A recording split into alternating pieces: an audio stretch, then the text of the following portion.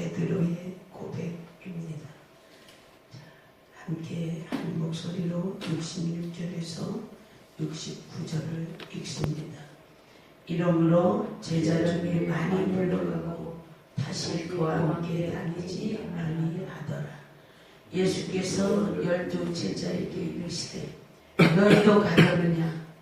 시몬 베드로가 대답하되 주여 영생의 말씀이 계시매 우리가 누구로 가오리까? 우리가 주는 하나님의 거룩하신 자신 줄을 믿고 알았사옵나이다.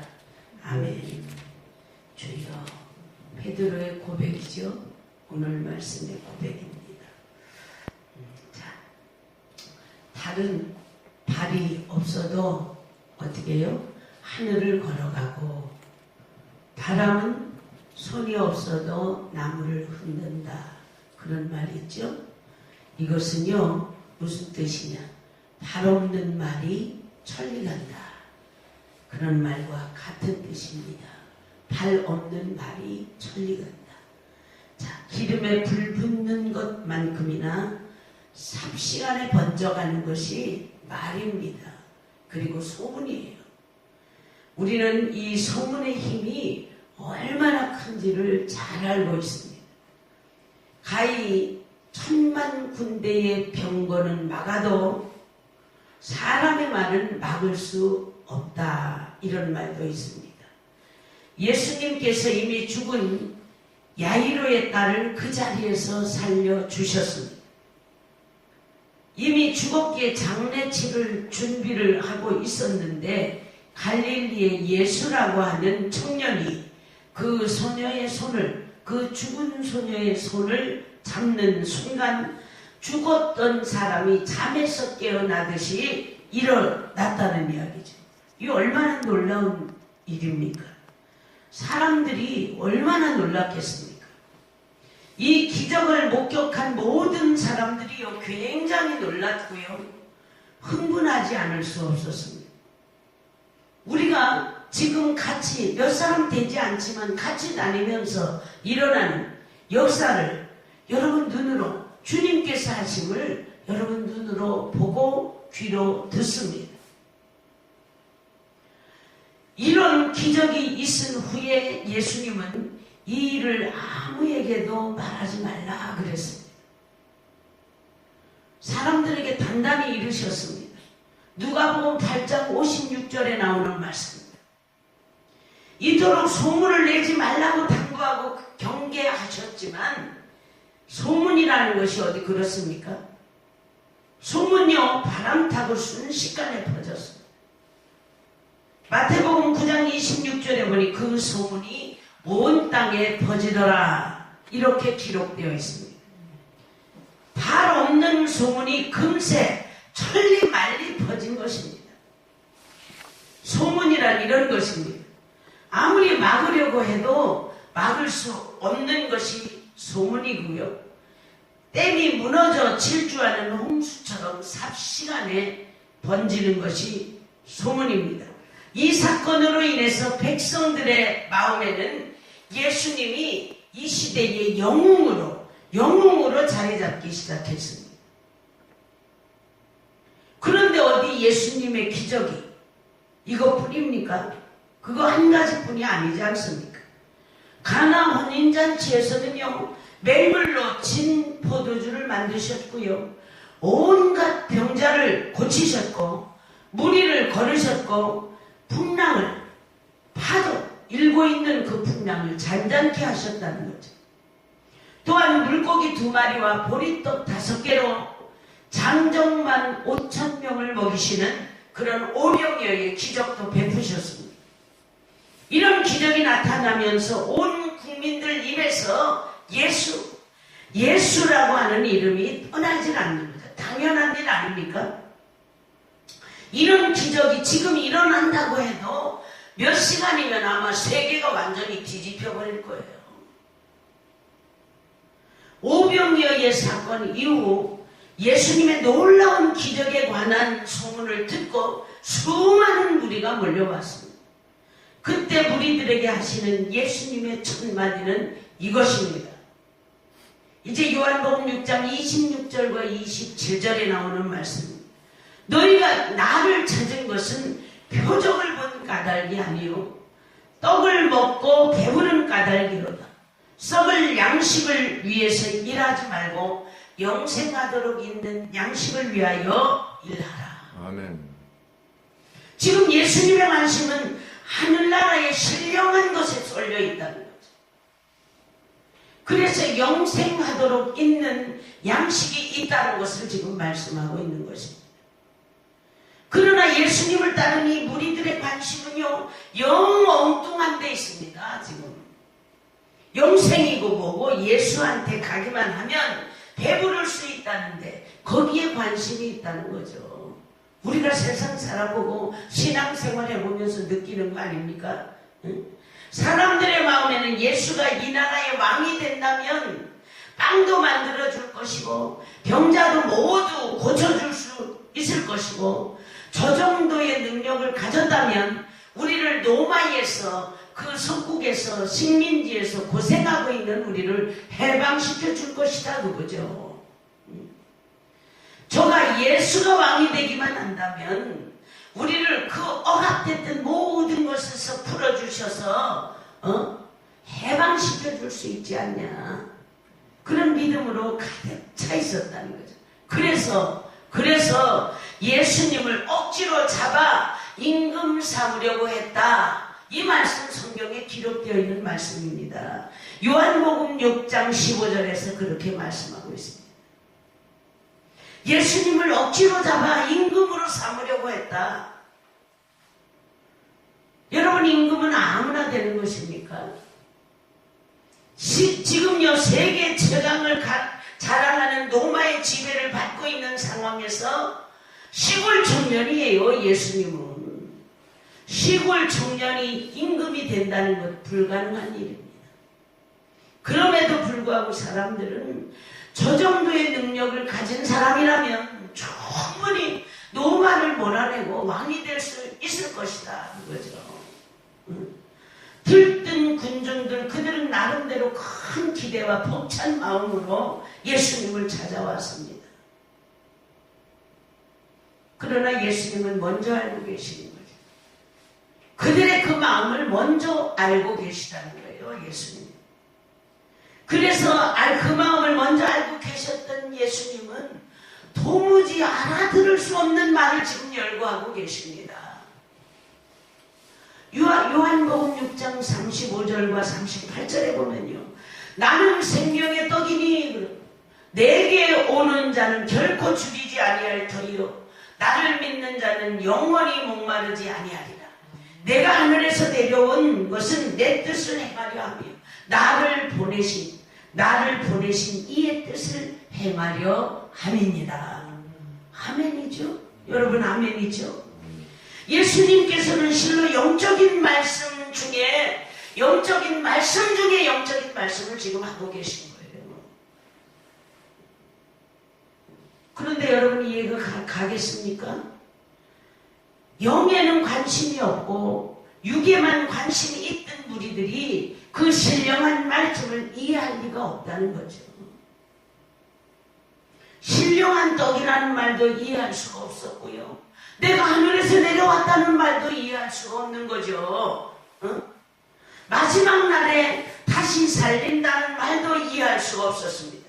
예수님께서 하시는 말씀은 전부가 이해가 전혀 되지 않는 그런 말씀입니다.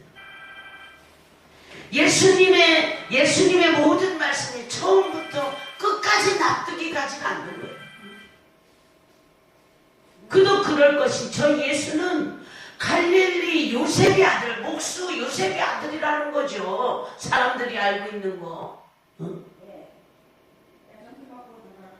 저가 갈릴리 그 바닷가에 가난한 요셉 목수의 아들인 것을 알고 있는데, 예수의 부모도 잘 알고 있는데 내가 하늘에서 내려왔다고 하니 여러분 믿겠습니까? 믿을 사람 어디 있습니까?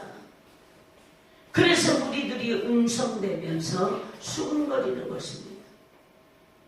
이때 예수님께서 그것까지 하시고 이렇게 말씀하십니다.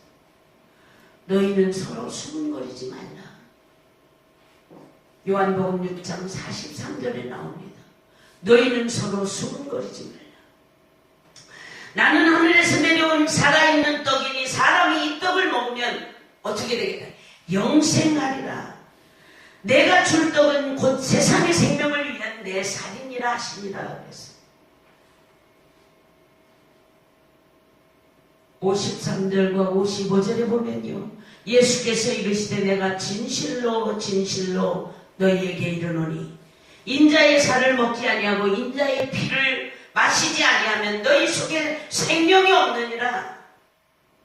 내 살을 먹고 내 피를 마시는 자는 영생을 가졌고 마지막 날에 내가 그를 다시 살리리니 내 살은 참된 양식이요 내 피는 참된 음료로다. 여러분 아멘이 안 나옵니까? 네? 자, 예수님이 하시는 말씀은요, 시간이 갈수록 어려운 거예요. 시간이 갈수록 어렵고 이상하게 들리는 거예요. 엉뚱한 소리만 하는 것 같습니다. 내 살을 먹고 내 피를 마시는 자, 내 살을 먹고 내 피를 마시는 자는 생명이 있고 살과 피를 먹지 않는 자는 생명이 없다느니, 이 말은 누가 하는 거예요? 식인종이 하는 소리 아닙니까 지금? 식인종이 하는 그런 소리를 하는 예수께 실망을 하고 그 많이 모여들었던 무리들이 하나둘씩 돌아가기 시작했다는 거예요. 오늘 보는 66절에 그때부터 그의 제자 중에서 많은 사람이 떠나가고 다시 그와 함께 다니지 아니하더라. 그래서 예수를 통치자로 세우고 배불리 먹고 마시고 그렇게 살고 싶었던 사람들이 모두 돌아가 버리는 거예요. 돌아가 버리는 거예요. 지금까지는 예수님을 잘 따르다가 자기의 생각과 틀린다는 것을 알고는 예수님을 떠나가 버린다 그 말이죠. 우리도 수없이 겪은 일 아닙니까? 우리도 수없이 겪었습니다.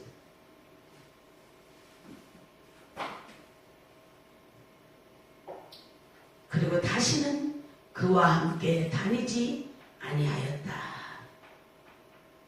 오늘 본문 말씀 성경에서 말씀하고 있는 이야기. 얼마나 가슴 아픈 일인 줄 알아요? 있는 대로요, 목회 안 해본 사람은 어느 정도 이해가 되는지 몰라요. 개척교회 차려놓고요, 수없이 죄로 목숨 걸어야 돼요.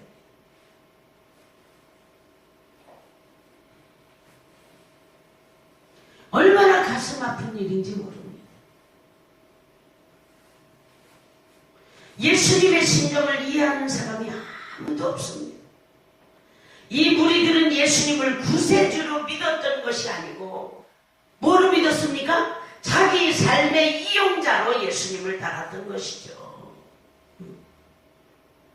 그들은 자신의 유익을 위한 어떤 목적을 두고 그 목적을 성취하는 수단으로 예수 믿는다고 했다 그 말이에요. 지금 조금 전까지만 해도 수많은 무리가 따랐었는데 한순간에 모두 떠나가 버렸으니 주님의 마음이 얼마나 아프겠습니까? 믿겠습니다. 예수 믿고 남은 삶을 이렇게 살겠습니다 해서 열심히 기도하고 쫓아다니며 헤매기고 아픈 곳 기도해주고 어느 정도 살만하고 정신 돌아오면요, 떠나는 거예요. 떠나는 거예요. 빈자리 바라보는 목회자의 마음이요, 거기에 비하면 주님의 마음은 어땠겠습니까? 정말 슬픈 일이에요. 이때 예수님은 뼈아픈 심정으로 12 제자에게 묻습니다. 뭐라고 묻습니까? 너희도 가려느냐? 이렇게 묻습니다. 너희도 가려느냐? 너희도 저들처럼 날 버리고 가겠느냐? 그 이야기죠. 정말로 처참한 순간 아닙니까? 그 순간. 무리가 다 흩어지고요. 제자들만 덩그렇게 남았습니다. 그때 여러분 예수님의 마음이 얼마나 아팠겠습니까?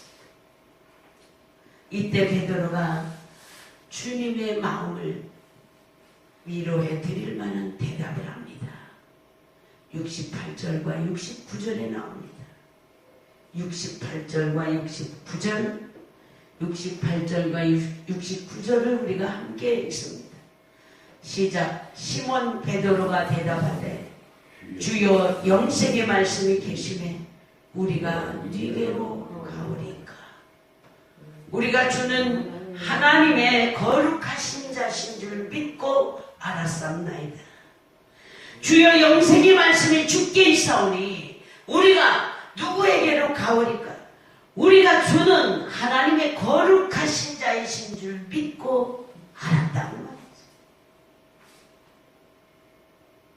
이 고백에서 우리는 베드로의 신앙관을 발견하게 됩니다.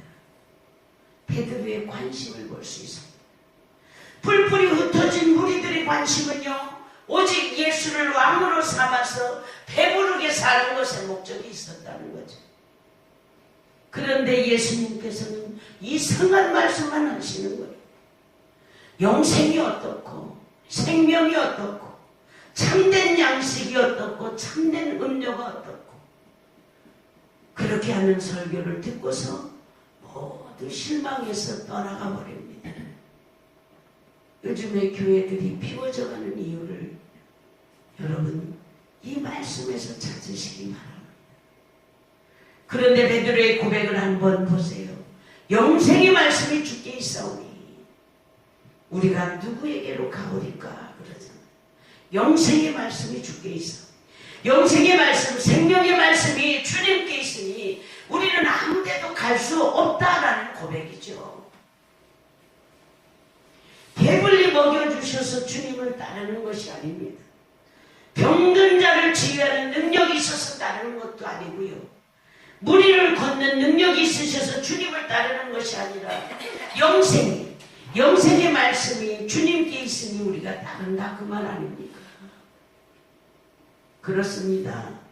기독교의 가장 중요한 핵심이 바로 영생, 구원입니다. 여러분 어떤 믿음이십니까?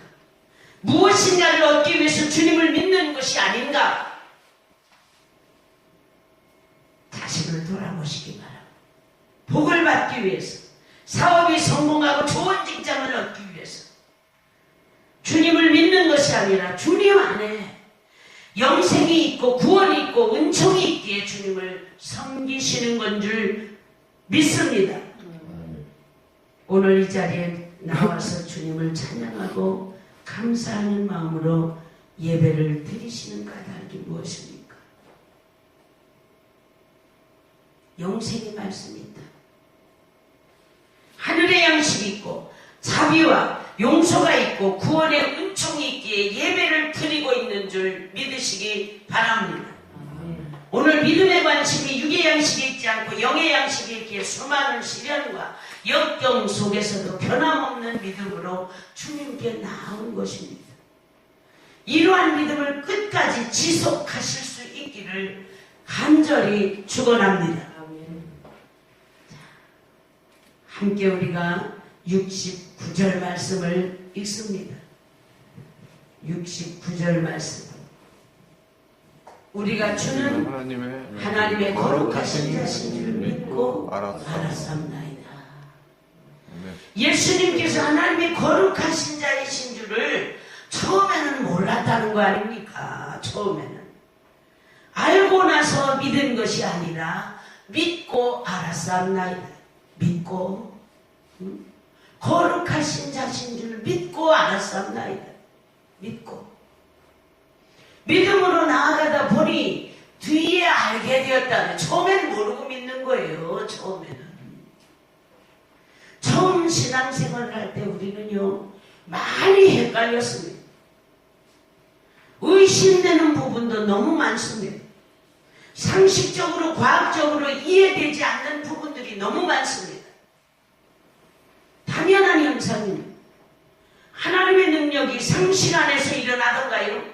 여러분, 우리가 지금 하고 다니는 이런 일들이 상식 안에서 일어나던가요? 오늘 아침에 또 우리가 금요일날 있었던 그런 일들이 어떤 상식선에서 일어나는 거 아니지 않습니까? 근데 오늘 아침에 어떤 전화 받았습니까? 그런 것들 우리가요, 상식이 아닙니다. 하나님의 역사입니다. 틀림없이 하나님의 역사예요. 상식적으로, 과학적으로 이해되지 않는 부분들이 너무 많습니다. 당연한 현상인데 하나님의 능력이 상식 안에서 일어나더냐?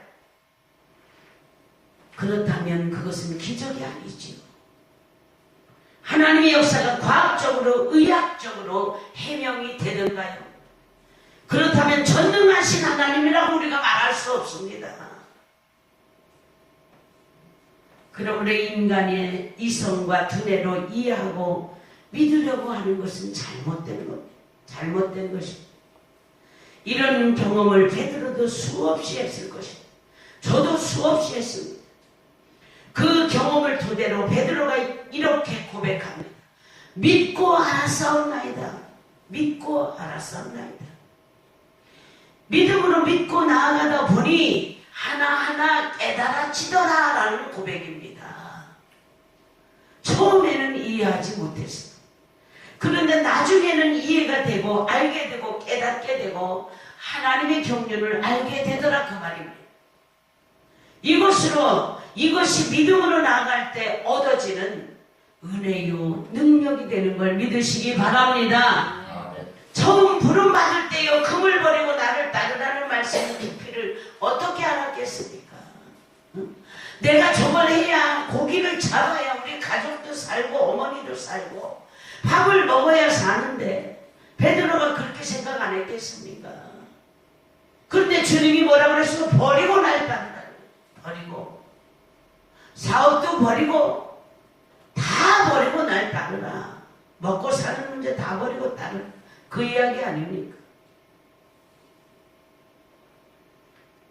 예수님 같은 분이 왜 죄인들과 창녀들과 만나시는지 이해가 갑니까? 제가 그런 분과 만나는 것도 이해 못하는 사람이 수두룩합니다. 우리 교인들 중에도. 그런데 그 예수님을 그때 당시에 제자들이 이해가 가겠습니까? 맨날 가서 장녀들하고 세리하고 죄인들하고만 다니는데 친구라 그러고 다니는데 여러분 이해가 되겠습니까? 저런 교회는 아름다운 교회는 매일 거지 같은 그런 것들만 보여. 그 소리 나 수없이 듣습니다. 수준이 야야. 어제도 전화에다 대고 그 소리 합니다.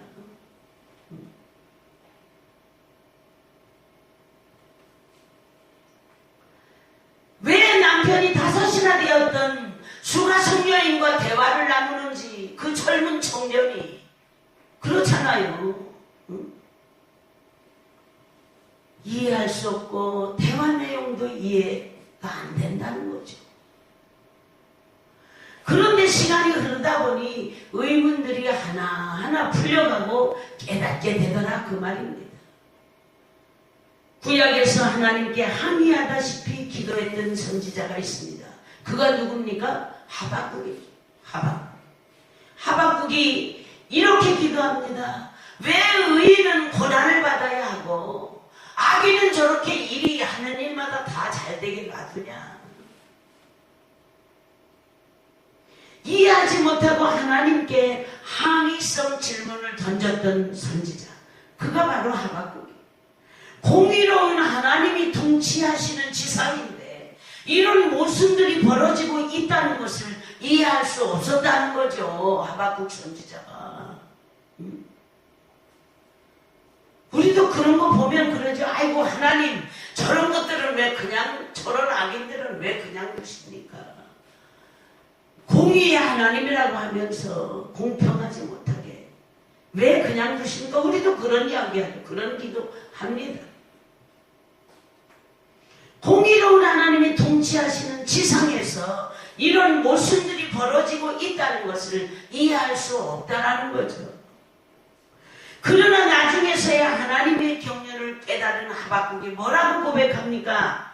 하박국 3장 18절에 보면 나는 여호와로 말미암아 즐거워 여호와로 말미암아 즐거워하며 나의 구원의 하나님으로 말미암아 기뻐하리로다. 원망이 변해서 감사가 되고요, 불평이 변해서 찬양이 되는 걸 여러분 믿으시기 바랍니다. 자, 사랑하는 여러분, 믿고서 알게 되었다는 베드로의 고백을 깊이 생각하시기 바랍니다. 우리는 하나님을 바라보고 열심히 신앙생활할지라도 이해하기 어렵고 납득이 가지 않는 일들을 자주 접하게 됩니다. 하루에도 몇 번씩 접하게 됩니다. 어려움과 실망과 좌절 속에서 감사하기 어려울 때가 여러분 너무 많습니다. 하나님은 왜 나에게 이런 고통을 주시는가? 저도 최근에 그런 생각을 하고 거기가 마지막인 줄 알았습니다. 하나님, 그동안에는 우리가 물질 문제가 제일 큰 문제였는데요, 이제는 하나님께서 허락하신 그 축복으로 물질 문제는 풀려지는 것으로 제가 확신을 하는데 그 옆에 영원히 해결되지 않을 고통, 그것은 어떻게 되는 겁니까? 거기 생각이 미치니까요, 오금이 저리더라.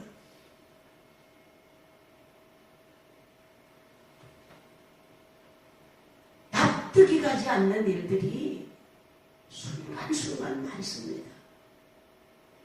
어려움과 실망과 좌절 속에서 감사하기 어려울 때가 너무도 많습니다. 너희는 범사에 감사하라. 그 말을 입에 달고 다니면서도 감사하기 어려운 그런 좌절의 순간들이, 절망의 순간들이 너무너무 많다라는 거죠. 제가 믿었다고 하는, 주의 종이라고 하는 제가 이런 말을 할 때 이제 신앙생활 시작하신 성도들은 어떻게 했느냐? 하나님 왜 나한테만 이런 고통을 주십니까? 하나님이 나에게 왜 이런 핍박 주시는 거야? 하나님이 나에게 왜 육체의 아픔을 주시는가? 이해하지 못할 때가 너무도 많습니다. 그러나 여러분, 그 이유를요, 단번에 알려고 하지 마시기 바랍니다. 믿고 나아가다 보면 이제 점차 후에는 알게 되기 때문입니다. 하나님 왜 나에게 고난을 주셨는지 진심으로 깨닫게 되고요, 영광과 찬송을 돌리게 되는 줄 믿으시기 바랍니다. 그래서 베드로가 오늘 뭐라고 그랬습니까? 믿고 알았었나이다. 믿고 알았었나이다. 우리 인생에 어렵고 힘든 일을 만나도 하나님 원망하지 마시기 바랍니다. 나에게 왜 이런 시험 주시는가 투정하지 마시기 바랍니다.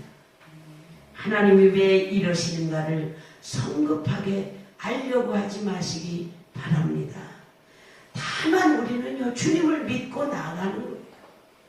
믿고 나아가는 거예요. 믿음으로 기뻐하고 믿음으로 감사하고 믿음으로 찬양하며 나갈 때 하나님의 경륜을 깨닫는 그런 신앙인이 될 줄 믿습니다. 기도하십니다. 하나님 감사합니다. 우리가 순간순간 어려움과 절망 속에서 하나님 왜 나에게 이런 고통 주십니까? 하나님 너무하십니다. 몸부림치며 이제 주님 앞에 투정했던 날들 너무도 많습니다. 하오나 이제 오늘 베드로의 위대한 고백과 같이 믿고 알았사옵나이다. 이제 믿고 우리가 믿음으로 주님을 따를 때 그때 깨닫게 되고 모든 일들이 풀려 하나님께 영광이 되게 하시고 우리 삶에 풍족한 감사의 은혜가 넘치는 줄 믿습니다. 예수님의 이름으로 감사하며 기도드렸습니다. 아멘.